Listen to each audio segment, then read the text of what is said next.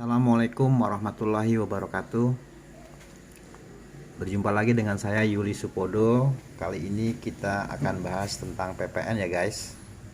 Seperti biasa, sebelum kita memulai pembahasan ini, mari kita sama-sama berdoa. Bismillahirrahmanirrahim. Semoga pertemuan hari ini lancar, berjalan lancar. Amin amin ya robbal alamin. Simak terus ya guys video ini biar paham. Jangan lupa subscribe, like, and komennya. Terima kasih. Kompetensi pada pelajaran PPN ya masih sama, yaitu kita bisa menganalisa perpajakan dalam visi pembangunan ekonomi Indonesia dan dapat menyajikan hasil analisnya fungsi dan peran pajak dalam pembangunan ekonomi Indonesia. Kita bahas dulu PPN itu apa sih artinya, maksudnya. Pengertian PPN adalah pungutan yang dibebankan atas setiap transaksi jual beli barang maupun jasa yang dilakukan oleh wajib pajak pribadi atau wajib pajak badan yang telah menjadi pengusaha kena pajak ya. Pengusaha yang sudah ditetapkan sebagai pengusaha kena pajak wajib atau bisa memungut PPN. Kedua, pengertian dalam arti PPN ini penambahan nilai adalah karena pajak PPN ini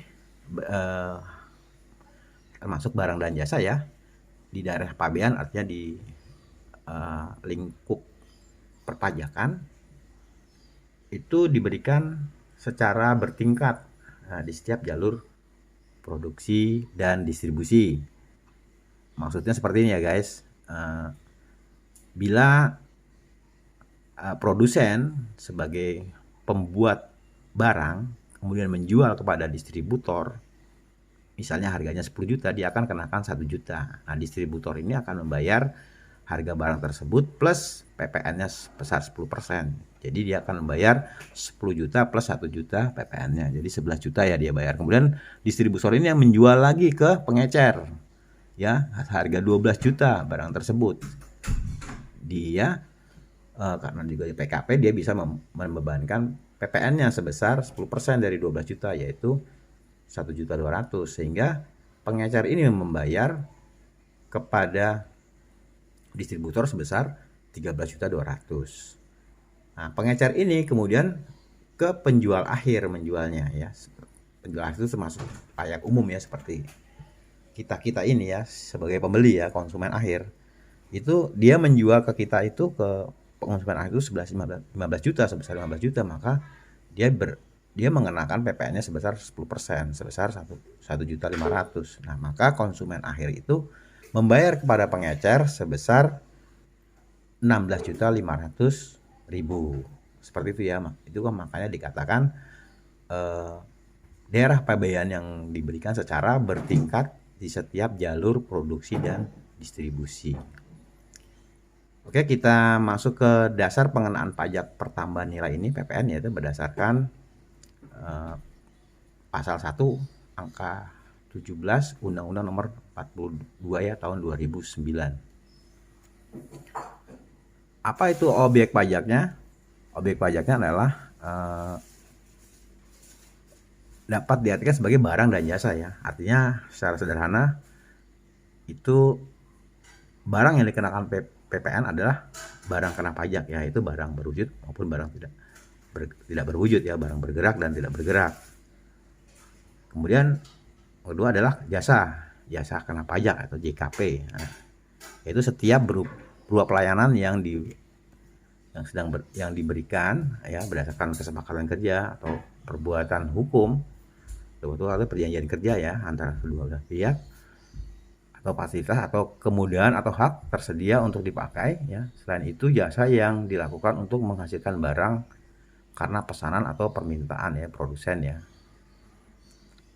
dengan bahan dan atas petunjuk dari pemesan, termasuk dalam kategori JKP, jasa kena pajak yang dikenakan pungutan PPN.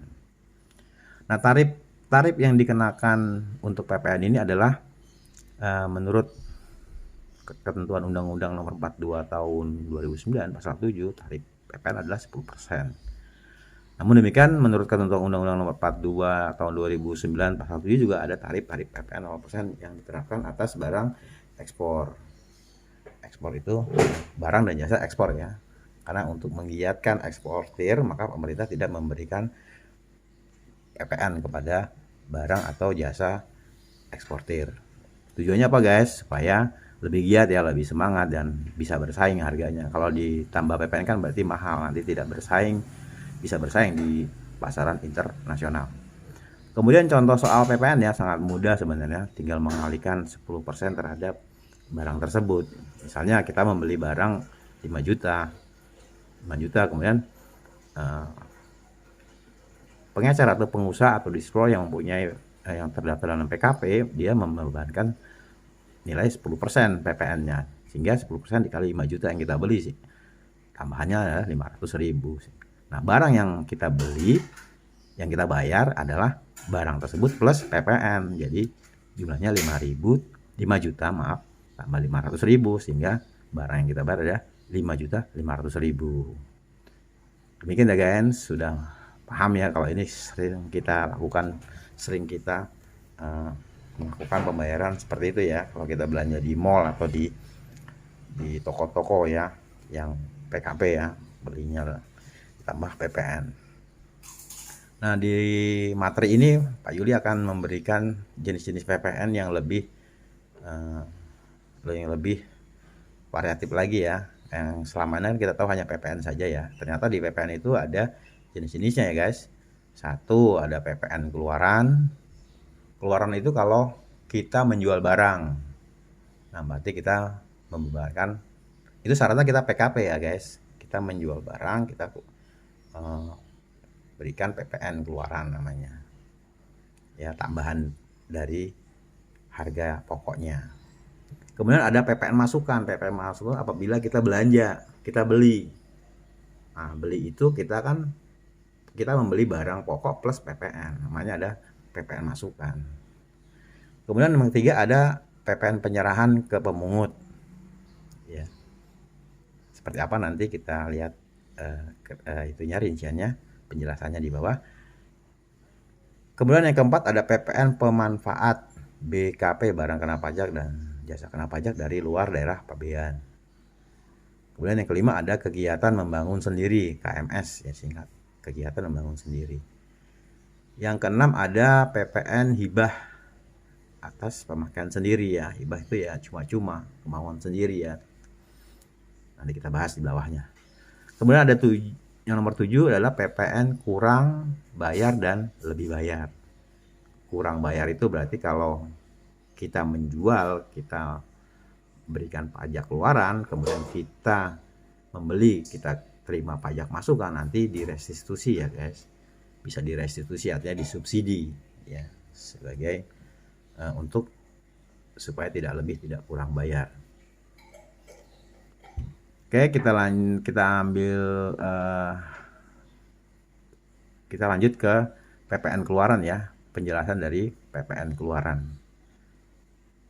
Siapa yang melakukan PPN keluaran ini adalah pengusaha kena pajak ketika menjual ya, dia menjual jasa atau barang dan jasa sini BKP atau JKP. Kemudian dia memungut PPN-nya ya dengan menambahkan nilai tambah PPN-nya. Lalu dipungut, dicatat, kemudian nanti disetorkan dan dibayarkan ke kantor pajak. Nah, pajak keluaran ya PPN yang dipungut oleh PKP yang melakukan penyerahan barang atau menjual maksudnya ini menjual barang atau jasa ya, melakukan penjualan barang atau kerjasama di jasa. Contohnya seperti berikut ya guys. Pada tanggal 1 Oktober 2020 PT Aman melakukan penjualan barang dagangan kepada PT Amin secara tunai dengan nilai 10 juta dengan potongan 10%. Ya, penjualan tunai ya guys, berarti penjualannya 10 juta, potongannya 1 juta, ya karena 10%, sehingga nilai barang dagangannya adalah 9 juta. Nah, 9 juta ini yang menjadi objek pengenaan PPN 10%, 900. Jadi pembayarannya adalah 9.900.000. Jurnalnya seperti apa PT Aman tanggal 1 Oktober 2020 ini, yaitu kas masuknya 9.900.000 ya. Kenapa nggak 10 juta? Ya karena sudah dipotong ya. Potong tadi sudah ada perhitungannya. Nah, penjualannya 9 juta, kemudian PPN keluarannya karena dia menjual 900. Seperti itu ya guys. Nah, kita contoh lagi transaksi penjualan dengan uang muka. Nah, pada tanggal 15 Oktober tahun 2020 PT Aman melakukan penjualan barang dagangan kepada PT Amin nih secara tunai dengan nilai 10 juta. Nah, PT Amin membayar uang muka, ngasih DP 3 juta, belum termasuk PPN. Nah, pada tanggal 20 Oktober 2020 barang tersebut dikirim ya bersama invoice-nya, artinya barang itu baru datang tanggal 5 hari kemudian. Dan pada tanggal 2, dari tanggal 20 ke tanggal 2 November 2020, berarti 12 hari kemudian ya PT Amin melakukan pelunasan pembayaran. Nah, perhitungannya seperti apa guys? Perhitungannya seperti gini, seperti ini ya Pak guys. Harga jual kan 10 juta, karena kena PPN sejuta. Nah, uang muka 3 juta diberikan, plus PPN berarti 300.000 ya, 10% ya. Nah, piutang, sisa piutangnya ya karena 10 juta udah dibayar 3 juta, sisa piutangnya 7 juta. Plus PPN-nya 700.000 ya. Jadi totalnya rinciannya seperti ini ya guys. Totalnya nih. Jadi total penjualannya sebenarnya plus PPN 11 juta karena udah dibayar 3 juta plus PPN 3 juta 300, sisa piutangnya atau sisa tagihannya adalah 7 juta 700 plus PPN. Nah, jurnalnya seperti apa guys? Jurnalnya pada tanggal 15 Oktobernya ya, kas 3 juta 300 ya yang masuk ya. Ini nilai barang plus PPN ya. PPN apa? PPN keluaran. Kemudian pendapatan diterima di muka adalah 3 juta plus PPN keluaran 3 juta ya. Itu pada tanggal 15 Oktobernya. Lanjut, jurnal PT Aman pada tanggal 20 Oktobernya setelah barang itu diterima beserta invoice ya, baru kita bukukan piutang, sisa piutangnya ya, sisa tagihannya tadi dibukukan semua 7.700. Nah, pendapatan di muka kita balik ya, karena kita akan mau mendapat penjualan seluruhnya nih. Nah, yang tadi di kredit kita dapat kita bukukan di debat ya, kita balik. Selesai ya. Selesai ini ya, pendapatan di muka 3 juta awalnya di kredit, di debat 3 juta selesai. Nah, PPN keluarannya ya, kita dapat juga PPN keluarannya. Karena nanti akan jadi satu di sini ya, di penjualan plus PPN keluaran. Nah, penjualannya kita dapat 10 juta, PPN keluarnya 1 juta. Nah, pada saat pembayaran pada tanggal 2 November 2020 adalah kas. Nah, dia menerima lagi kas sisa pembayaran, sisa tagihan penjualan barangnya ya PT Aman ini. Kemudian piutang tadi dikredit karena biar selesai ya, piutang awalnya kan di debat ya waktu pada saat barang diterima. Nah, pada saat pembayaran PT Amin ke PT Aman itu dikreditkan sehingga selesai. Sehingga yang tinggal adalah hanya pendapatan ya berupa uang yang diterima sama penjualan dan PPN keluaran. Oke guys, kita lanjut ke contoh transaksi retur ya, apabila ada pengembalian barang. Nah, ini seperti contoh berikut. Pada tanggal 7 Oktober 2020 PT Aman menerima kembali barang dagangan ya senilai 1 juta dari PT Amin ya. Rupanya yang dijual tadi dikembalikan senilai 1 juta ya guys. Ya kan? Nah, judulnya seperti apa? Nah, pada tanggal 7 Oktober judulnya adalah retur penjualan 1 juta. Ya, kas dia keluarin lagi ya karena barangnya dikembalikan dia bayar lagi, kembaliin uangnya ya. Nah, terus kemudian dia adalah persediaan. Ya, yang tadi ya mungkin pada saat membeli dia bukukan HPP ya, dibukukan persediaan kan waktu menjual dia menggunakan persediaan ya. Nah, pada saat dikembalikan dia kembalikan lagi persediaan ya. Tadi kita tadi nggak mengikuti persediaannya, tapi ini dia keluarkan lagi apa ditambah lagi karena yang barang yang dijual kembali berarti persediaan nambah lagi ya. HPP juga dikurangkan karena pada saat menjual mungkin dia akan melakukan HPP pada persediaan. Jadi pada saat dipulangkan persediaan ditambah kembali, kemudian HPP di kredit lagi. Nah, pada tanggal 10 Oktobernya seperti apa jurnalnya pada saat pembayaran ya PPN keluaran yang sudah diterbitkan dikembalikan lagi di debit 100.000 kan yang dikembalikan 1 juta berarti PPN keluarnya dikali 10% 100.000 ya, berarti uang yang dia keluarkan 100.000 seperti itu ya guys ya. Kemudian PPN masukan itu artinya kita membeli barang ya, dipahami dulu. Kita membeli barang berarti kita dapat invoice nih, invoice final bill ya, final bill plus PPN-nya. Nah, berarti kita nerima masuk. Kalau kita jual kan ngeluarin invoice. Nah, kalau kita beli berarti nerima invoice. Kalau kita jual mengeluarkan invoice ya, kalau kita beli menerima invoice. Oke, kebalikannya ya. Nah, seperti apa pengertiannya? Sorry. Pajak masukan adalah PPN yang dibayar oleh PKP ketika melakukan pembelian. Nah, pembeliannya apa? Pembelian barang maupun jasa ya. Contoh transaksinya seperti ini ya guys. Pada tanggal 1 Oktober 2020 PT Amin melakukan pembelian ya. Soalnya dibalik aja ya.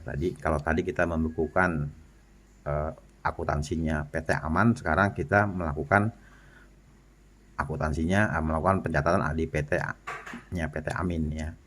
Melakukan pembelian barang dagangan dengan PT Aman secara tunai dengan nilai 10 juta dengan potongan 10% ya, sama seperti tadi ya, kita belinya 10 juta sebenarnya, tapi karena dapat potongan jadi kita hanya membayar 9 juta plus PPN 900. Jadi yang kita bayarkan adalah 9 juta 900. Nah, bagaimana jurnalnya pada tanggal 1 Oktober?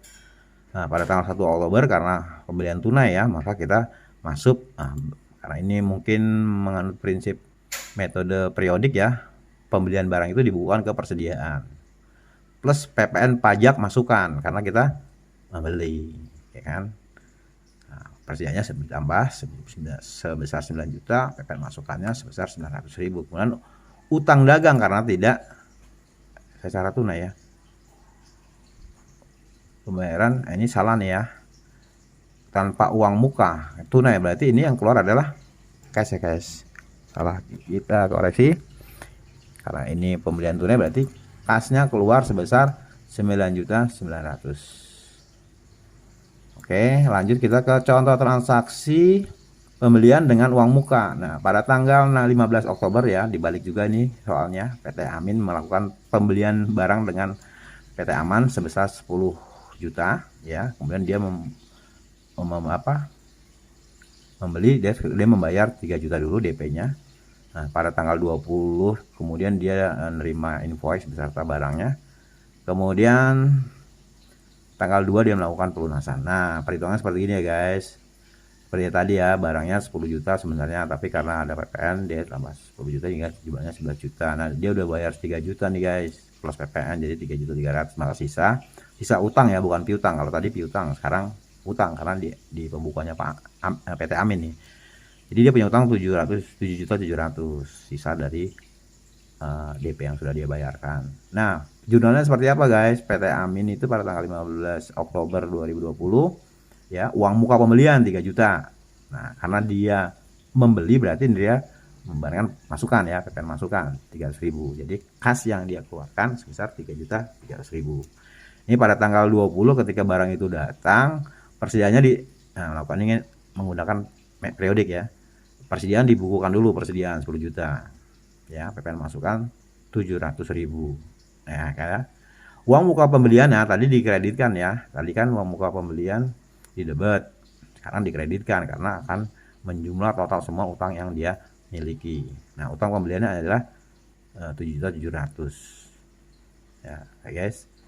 Sekarang persediaannya udah masuk semua, PPN masukannya juga sisanya udah dibukukan semua, maka dia uang muka yang udah dia kasih, yang udah diberikan di debit kemarin saat itu pada tanggal sebelumnya juga di debit dikreditkan ya, supaya hilang ya, supaya karena sudah nggak ada uang muka lagi, dia udah membukukan sisanya ya. Oke, seperti itu. Kemudian pada saat pelunasan ya, utang pembelian ya, karena dia utang ya, utang pembeliannya sebenarnya 7.700.000 sisanya plus PPN ini. Kemudian dia mengeluarkan uang sebesar 7.700.000. Jadi yang sisa adalah pembelian ya, uang sebesar apa? 11 juta ya. 11.100.000 sudah keluar semua. Jadi kalau dihilangin semua ya, semua yang gantung sudah hilang, sisanya adalah kas keluar 11 juta ya. Kemudian persediaannya masuk 10 juta ya, dengan PPN masukan sebesar 1 juta. Oke guys, kita masuk ke contoh transaksi PPN tidak dapat dikreditkan. Nah, ini tidak dapat dikreditkan itu maksudnya tidak ada hubungannya dengan kegiatan operasional ya. Ini jadi tidak bisa dikreditkan. Pun begitu pada saat kita rekonsiliasi laporan keuangan komersil dan laporan fiskal, ini tidak masuk ke dalam laporan fiskal. Nah, contohnya begini, PT Aman membeli mobil sedan secara tunai ya. Tapi untuk direkturnya, bukan untuk kegiatan operasional. Nah, maka perhitungannya seperti ini guys. Ya, misalnya harga mobil 200 juta, PP-nya 10% 20 juta, biaya balik nama 40 juta. Ya, kemudian total yang dibayar 260 ya, total ini semua ya guys. Maka pada saat menjurnal adalah aset tetap kendaraan. Ya, ini sebesar 260 juta dan menggunakan kas atau pembayaran kas atau bank ya. 260 juta. Seperti itu ya guys, jurnalnya TTN PPN tidak dapat dikreditkan. Tidak dapat dikreditkan artinya tidak ada hubungannya dengan operasional ya, produksi ya, tidak ada hubungannya. Oke. Contoh transaksi berikutnya adalah retur pembelian. Kalau tadi di awal retur penjualan, sekarang retur pembelian ya. Ini kita masih berada di kantor PT Amin ya. Pada tanggal 7 Oktober PT Amin mengembalikan barang dagangan senilai 1 juta dari PT Aman. Ya, tanggal 10 Oktober nota dikirim, ya, returnya dikirim PT Amin. Bagaimana pembukuannya? Ya, sama seperti penjual cuma dibalik ya. Nah, berarti kita retur dulu pembelian nih sebesar 1 juta. PPN-nya berapa? Karena kita dulu masukkan tuh membeli ya, berarti kita retur nih. Nah, kita keluarkan lagi PPN masukan. Ya. Sebesar 100.000 ya, persediaannya berkurang ya, karena dikembalikan ya, karena yang pada awal membeli dulu kita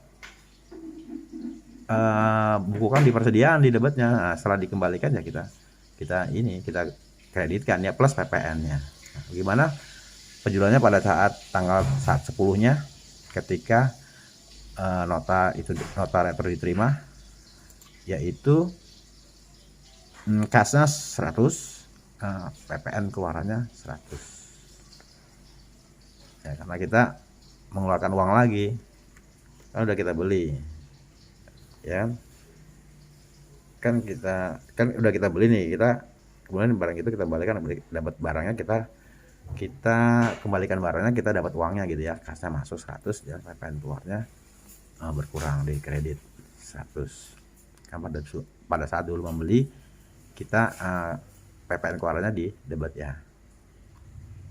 Oke, seperti itu penjurnalannya.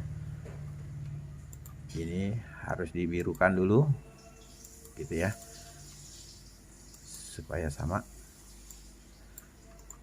Lanjut kita kepada penyerahan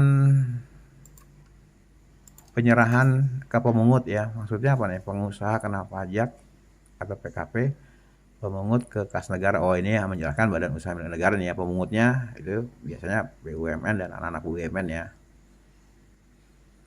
Kemudian pemungutnya adalah bendaharawan pemerintah atau kantor perbendaharaan kas negara. Nah, ini pemegang kuasa izin ya atau kontraktor. Di penyerahan ke pemungut ini PKP tetap harus mencatat ya PPN-nya atas transaksi tersebut dan menerbitkannya dalam faktur pajak. PKP tidak perlu menyetorkan PPN keluarannya ya, keluaran itu kalau kita menjual ya, tidak menyetorkan karena telah dipungut atau disetorkan ke kas negara oleh si pemungut. Oke, contoh pencatatannya seperti apa guys? Kita lihat ya guys. Contoh PKP itu ya pengusaha kena pajak, sampai apa ya? PKP itulah pengusaha kena pajak melakukan penjualan senilai 10 juta kepada pembeli ya, berarti dia menerbitkan PPN keluaran. Pemungut PPN, maka PPN 10% yang dikenakan adalah senilai ya dikali ini ya, 1 juta ya.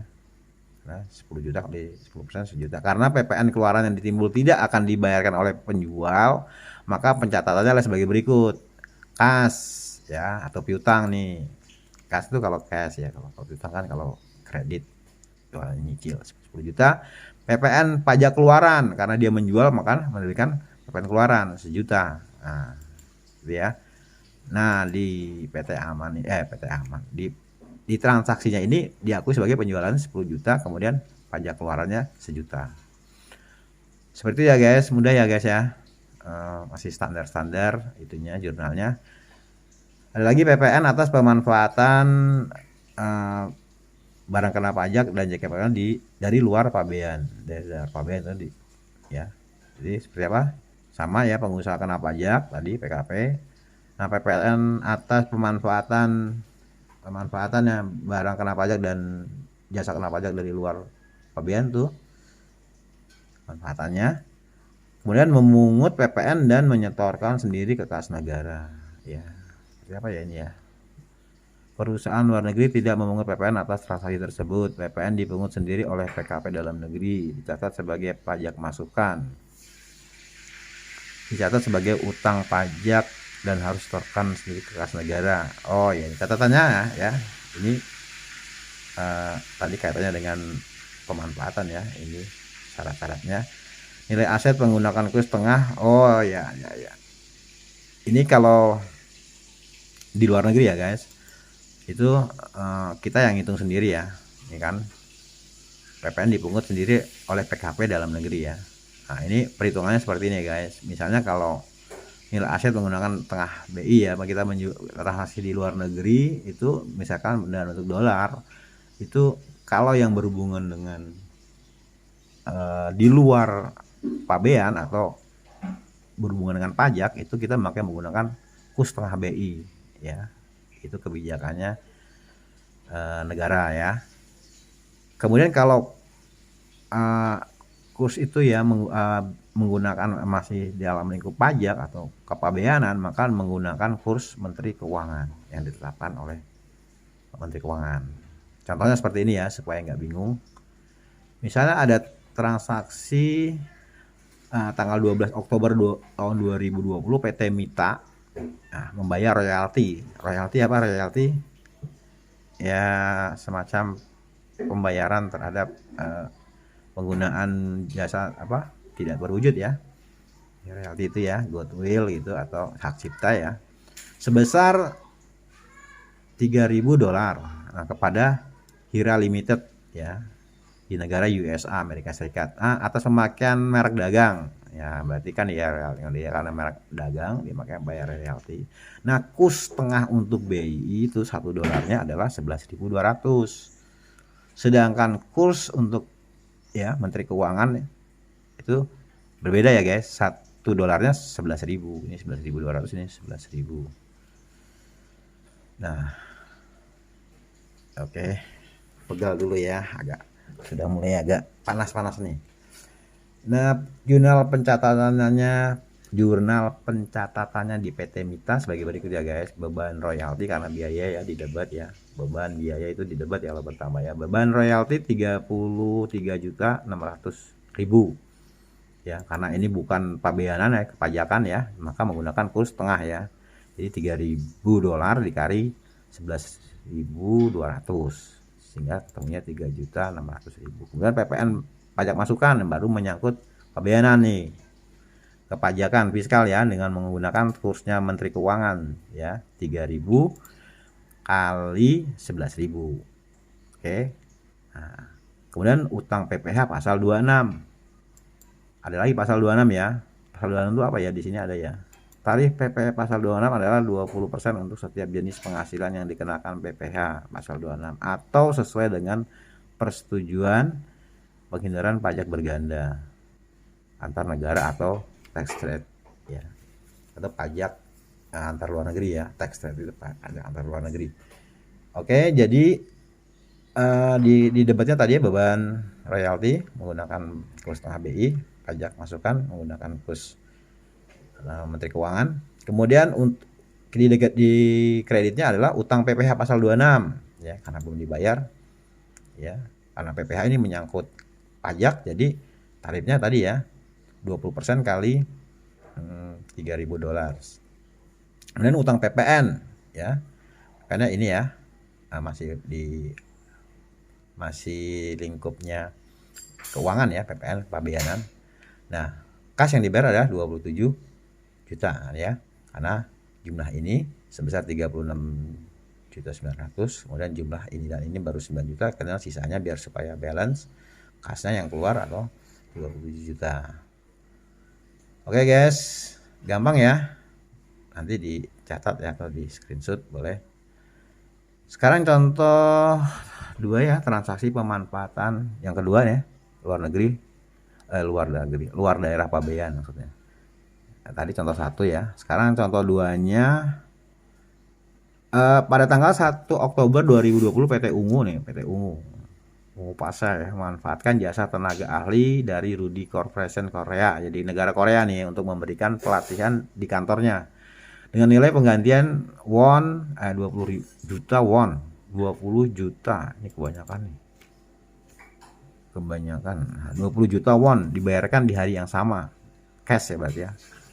Kurs tengah BI won adalah setiap 1000 won ada sama dengan 12.500, dan kurs Menteri Keuangan ya, setiap 1000 won adalah 12.000. Nah, perhitungannya ialah seperti ini guys.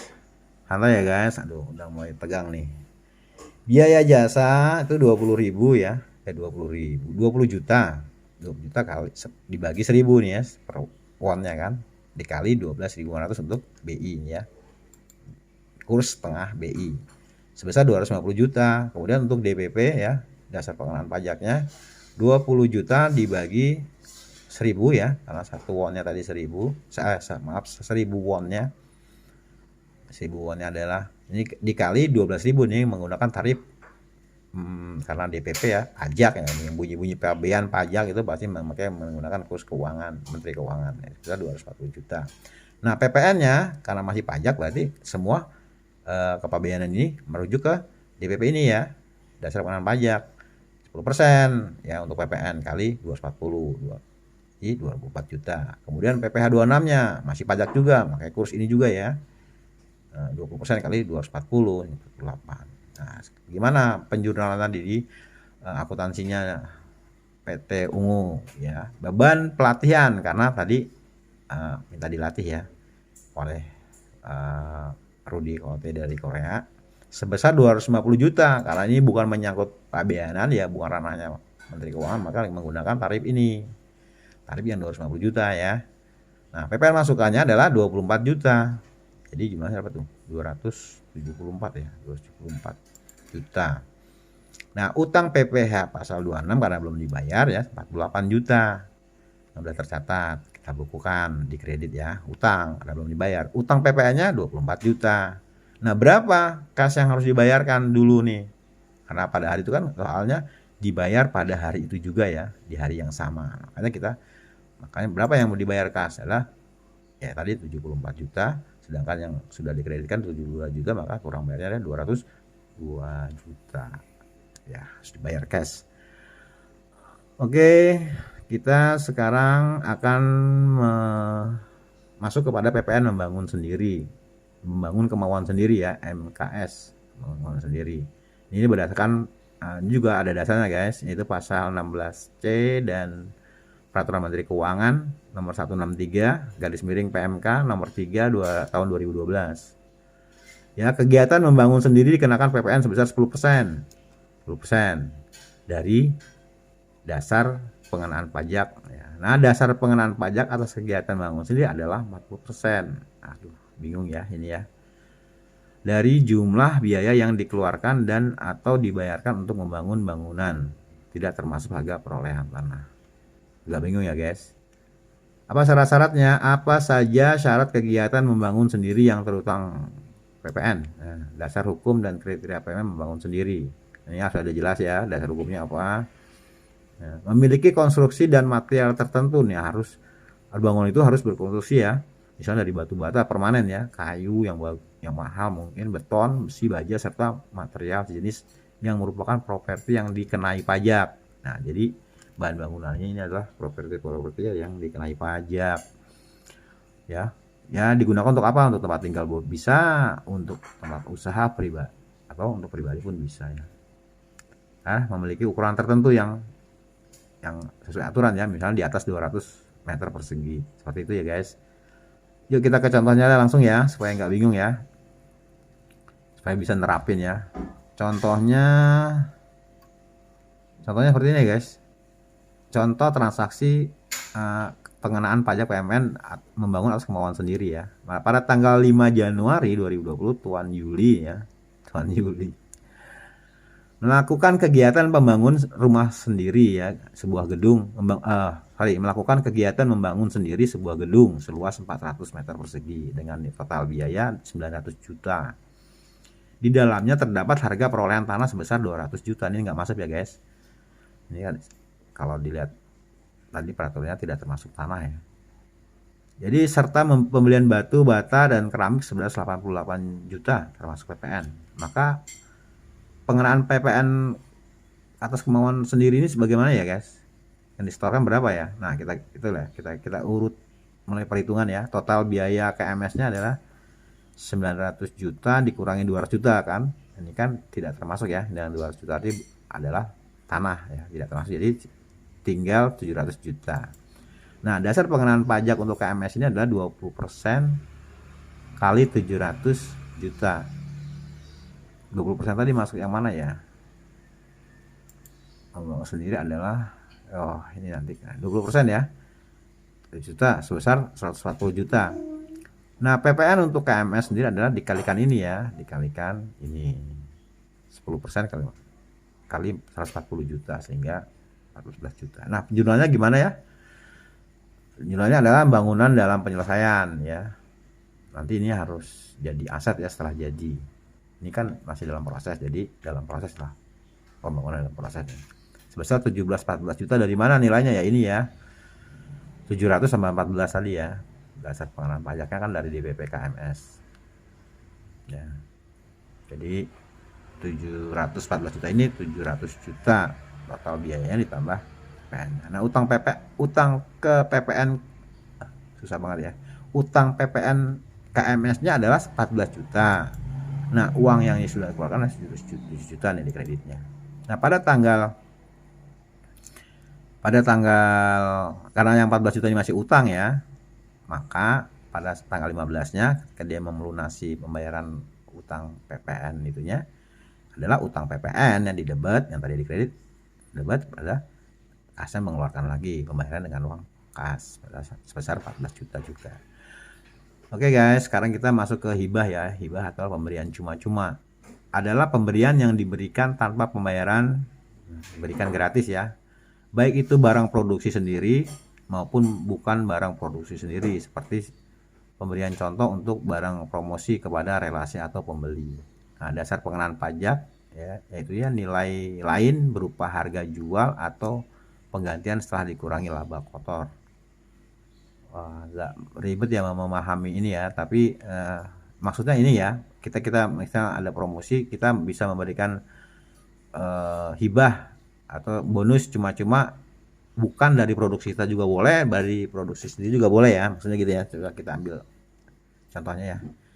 PT DKB membuka cabang baru di Batam dan memberikan promo berupa setiap pembelian satu buah unit kapal seharga 100 miliar akan diberikan bonus berupa satu buah mobil seharga 575 juta. Nah, harga satu unit mobil ini sudah termasuk laba yang 15%. Akhirnya akan diperhitungkan ya. 575 ini diperhitungkan dengan laba yang 15%, maka ini ya nanti ada perhitungannya. Nah, harga kapal perhitungannya sebagai berikut guys.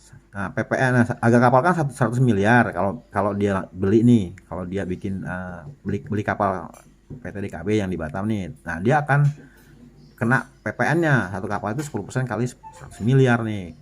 Dia akan dikenakan PPN 10 miliar. 100 miliar 10 miliar ya. Banyak juga ya guys. Kemudian untuk bonusnya apa?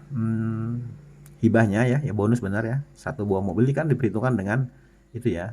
Kalau 100% per 100% kan satu ya, nggak ada perubahan. Nah, karena dia diperhitungkan dengan labanya sebesar 15%, maka 100% 100 dibagi 115 ya dikali harga bonus tadi ya, sehingga ketemunya 500 juta. Nah, PPN-nya masuk ke sini ya. PPN-nya maka 10% kali 500 juta tinggal 50 juta. Gimana pencatatannya di akuntansinya PT DKB Cabang Batam, yaitu ya kas sebesar 110 miliar ya guys, karena ditambah dengan PPN ya, 100 miliar harga kapalnya, kemudian PPN-nya adalah 10 miliar. Nah PPN pajak keluaran karena dia menjual ya, bukan menjual ya, iya menjual ya, kan ada yang pesan, beli, yang dia jual maka ada 10 miliar ya. Kemudian dia mengakui penjualannya hanya 100 miliar. Oke, gimana pencatatannya di beban promosi? Beban promosinya adalah beban promosi sebesar 550 ya. Tadi harga 1 unit mobil setelah kena apa? Setelah plus laba ya, maka jadi 500 juta. 575 jadi 500 juta ya. Dan kena PPN pajak keluaran ya, pastinya ya 50. Dan persediaan mobilnya 500 juta. Karena waktu beli buat bonus itu, karena kan usaha kapal kok ada mobil gitu maksudnya. Mungkin waktu beli di stok dulu. Nah, maka dia di stok barang jadi ya. Maka ketika ini dia kreditkan. Oke, sekarang kita masuk ke PPN untuk pemakaian sendiri, sama ya kan? Tapi ada 2 tujuan di sini guys. Ada motif. Tujuannya ada 2 motif ya. Adalah pemakaian sendiri, pengertiannya pengurus sendiri ini pengertiannya adalah pengurus ya, bisa juga karyawan ya, baik barang produksi sendiri maupun bukan produksi sendiri, ini sama seperti tadi ya guys. Nah, bisa tapi ada 2 tujuan ini, untuk tujuan produktif dan tujuan konsumtif ya. Tujuan produktif ini apabila tidak dilakukan pemungutan PPN ya, yang terutang ya, ini nggak usah dibuatkan faktur pajak. Tapi kalau pemakaian barang kena pajak dan jasa kena pajak ini digunakan untuk penyerahannya ya, terutang PPN, tidak terutang PPN, harus dilakukan pemungutan PPN dan dibuatkan faktur pajak. Seperti apa itunya ya? Nanti kita lihat contohnya. Nah, untuk tujuan konsumtif ya, pemakaian sendiri barang kena pajak dan jasa kena pajak digunakan untuk konsumtif, dilakukan pemungutan PPN dan dibuatkan faktur. Nah, kalau udah dipungut PPN harus dibuatkan faktur ya guys. Contohnya seperti apa? Baik, masuk ke transaksi pemakaian sendiri untuk tujuan produktif ya. Misalnya PT Samson nih, sebuah produsen pelunas, menggunakan produk pelunasnya untuk mesin produksi ya, pemeliharaan mesin ya, di overhead ya itu ya berarti ya. Harga pokok pelunas sebesar 15 juta. Nah, jurnal yang dibuat PT Samson adalah biaya overhead pabrik ya, karena untuk pemeliharaan mesin ya, sebesar 15 juta dan dikreditnya adalah persediaan barang karena dia ambil dari stok barang. Gimana untuk contoh transaksi PPN ya, penggunaan PPN pada pemakaian sendiri tapi untuk tujuan konsumtif nih, seperti gini. Soalnya PT Samson juga menggunakan produk pelumnasnya untuk melumasi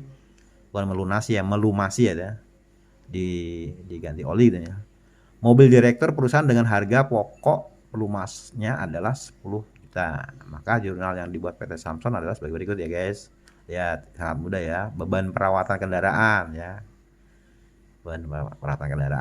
ya, pada persediaan jadi 10 juta ya, karena dulu pada saat ininya PPN keluaran di debit ya, makanya ini dikredit adalah pajak keluarannya sebesar 1 juta, 10% dari 10 juta, jadi PPN-nya 1 juta ya. Maka beban perawatannya kumulatif dari oli sama PPN-nya. Oke guys, sekarang yang terakhir adalah PPN kurang bayar dan lebih bayar. Kita bahas dulu yang kurang bayar ya guys. Ya, tadi seperti Pak Yuli sampaikan, PPN itu ada PPN masukan dan keluaran. Yang PPN keluaran itu ketika kita menjual maka kita menerbitkan PPN keluaran, dan ketika membeli kita menerima PPN masukan. Nah, ini bisa direstitusi ya. Pada akhir masa pajaknya nanti bisa direstitusi ketika kita melaporkan di kantor pajak. Seperti apa aja guys? PPN kurang bayar itu PPN keluaran ya. Keluaran itu berarti kita menjual barang ya. Kita sebesar 32 juta. Nah, kredit pajak. Kredit pajaknya itu ini bukannya nol ya. Kredit pajaknya itu diantaranya berupa PPN masukan, kompensasi masa pajak sebelumnya ya. Nah, ini PPN masukan yang udah kita terima nih dari pembelian sebesar 20 juta. Sedangkan kita sudah PPN keluaran ya, sudah menjual ya PPN keluaran 30 juta, maka PPN kurang bayarnya adalah ya kita sebesar selisihnya ya 30 juta dikurangi 20 juta. Nah, pada tanggal 31 Julinya kita transaksinya di akuntansinya adalah PPN keluaran sebesar 32 juta. Kemudian di kreditnya PPN masukan yang kita ada terima dari pembelian adalah 20 juta. Nah, maka utang PPN kita adalah 12 juta. 12 juta nih. Nah, pada saat membayar ya utang PPN pada kas ya. Mudah ya guys. Kemudian PPN lebih bayar seperti apa? Lebih bayar adalah sama ya seperti tadi kembalikannya. Misalnya ada uraian yang 2 bulan ya. PPN keluarannya pada bulan November 2020 adalah keluarannya kita menjual ya, kita menjual. Nah, kredit pajaknya itu bukannya nol ini ya guys. Ini adalah keterangan kredit pajaknya itu ya PPN masukan, kompensasi masa pajak sebelumnya ya, ada enggak gitu ya. Nah, pada bulan kita lihat di bulan November dulu ya. Itu pajak keluarnya 15 juta.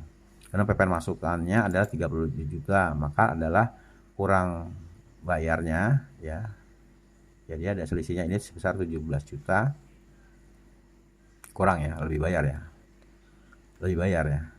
Masukannya kita dapatnya lebih banyak ya, maka akan dikompensasi kepada bulan berikutnya sebesar 17 juta.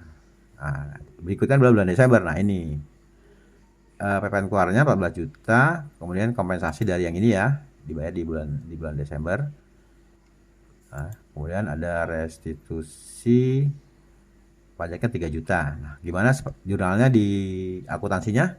Yaitu pada tanggal 30 Novembernya adalah PPN keluaran ya selisihnya tadi yang sebesar 15 juta ya. 15 juta. Nah, PPN masukan kita kurang membuku ya. Kurang membuku tapi di sana lebih membukukannya ya. Berarti 15 juta. PPN masukan 15 juta ini ya. PPN keluaran 15 juta, PPN masukan 15 juta jurnalnya. Terus pada tanggal 31 Desembernya ini sesuai daftar kita masukkan juga pajak PPN keluaran 14 juta, restitusinya sebesar 3 juta. Ini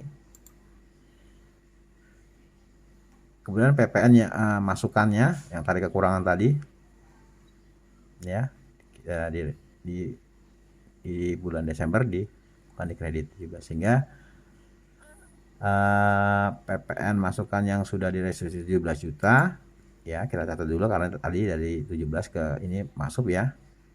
Nah, di debatnya baru kita bukukan yang sudah ada 14 juta dan restitusi 3 juta.